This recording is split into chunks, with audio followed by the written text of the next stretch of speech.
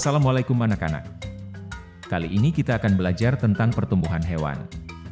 Nah, dalam pertumbuhannya, ada hewan yang mengalami perubahan bentuk tubuh, ada juga yang tidak. Hewan apa saja ya yang tubuhnya berubah saat tumbuh? Mari kita simak bersama-sama.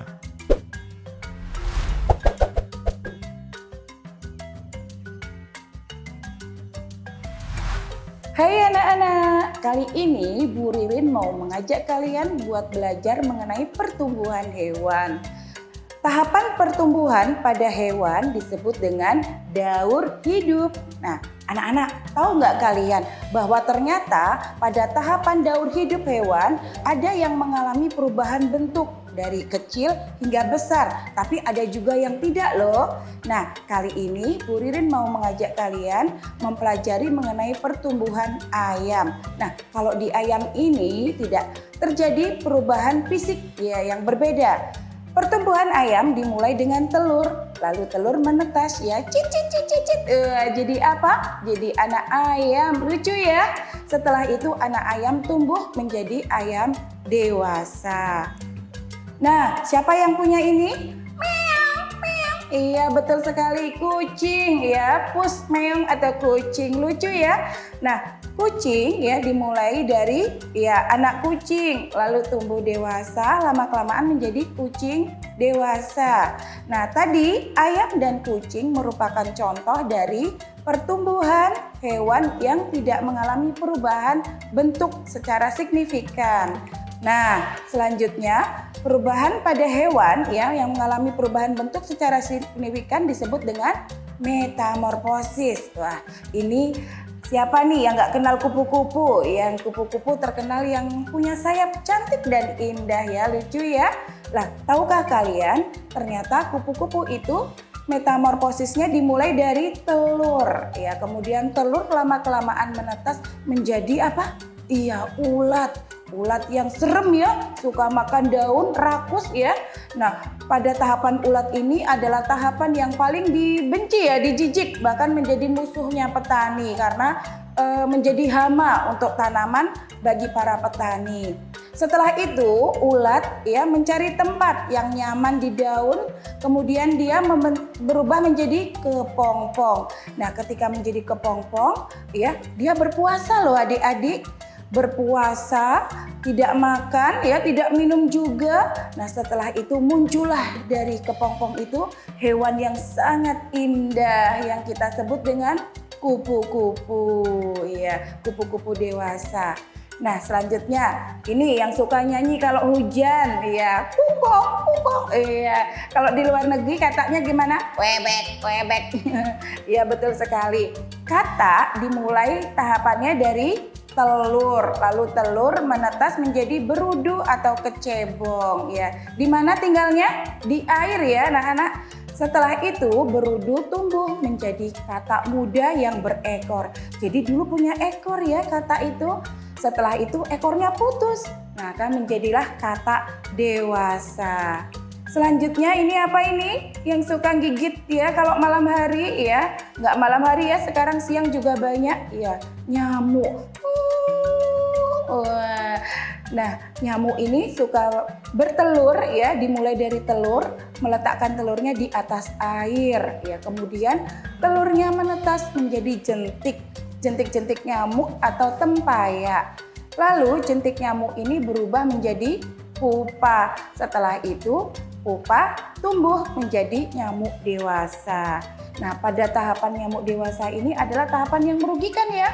Iya, karena suka menggigit, mengisap darah manusia, maka nyamuk ini adalah sebagai perantara dari banyak sekali penyakit. Contohnya apa? Iya, demam berdarah bisa menyebabkan kematian ya. Kemudian malaria atau penyakit kaki gajah. Oleh karena itu, ya, anak-anak harus menjaga kebersihan, ya, supaya tempat tinggal kita, ya, terutama air yang tergenang itu tidak digunakan untuk bertelur oleh nyamuk.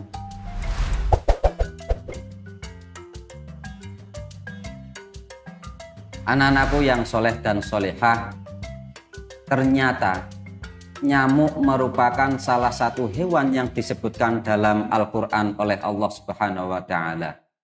Adapun bunyi ayatnya adalah A'udzu billahi minasyaitonir rajim. Bismillahirrahmanirrahim. Innallaha la yastahyi an yadriba mathalan ma ba'udatan fama fawqaha. Shadaqallahul azim. Sesungguhnya Allah tidak segan membuat perumpamaan seekor nyamuk atau yang lebih kecil dari itu. Maha benar Allah dengan segala firman-Nya. Anak-anakku yang soleh dan solehah, kenapa Allah memberikan perumpamaan sebuah nyamuk dan ditegaskan pula di dalam Al-Quran? Di ayat selanjutnya Allah menerangkan bahwa dengan perumpamaan nyamuk ini, kalau orang-orang yang beriman pasti akan mempercayainya. Tapi sebaliknya bagi orang-orang kafir, mereka akan menyanggah dan semakin tersesat dengan kebenaran ataupun firman Allah ini.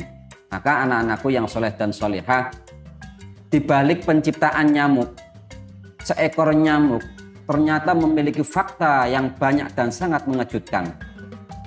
Nyamuk adalah binatang yang kecil. Kalian bayangkan, nyamuk dewasa aja kecil, apalagi nyamuk yang masih bayi. Seberapa kecilnya? Nah, ternyata berat nyamuk itu tidak lebih dari 0,001 gram. Setiap satu nyamuk memiliki sekitar 100 mata. Itu satu ekor nyamuk. Kalian tahu nyamuk pasti memiliki jarum. Nah, ternyata di mulut nyamuk itu bukan hanya terdapat jarum. Ternyata selain ada jarum, ada 4 pisau. Jadi ketika nyamuk mau menggigit manusia atau mau mengambil darah manusia, itu tidak langsung disuntikkan jarumnya nyamuk itu ke dalam kulit. Pertama disobek terlebih dahulu kulitnya, kemudian setelah terbuka jalan itu baru jarum nyamuk itu dimasukkan. Lagi-lagi Allah sayang terhadap manusia, karena saat nyamuk itu mau mengambil darah manusia, tapi Allah tidak mau menyakiti manusia. Maka ketika nyamuk itu merobek kulit manusia, Allah ciptakan di dalam mulut nyamuk itu semacam bius, sehingga ketika nyamuk itu merobek kulit manusia tidak akan terasa.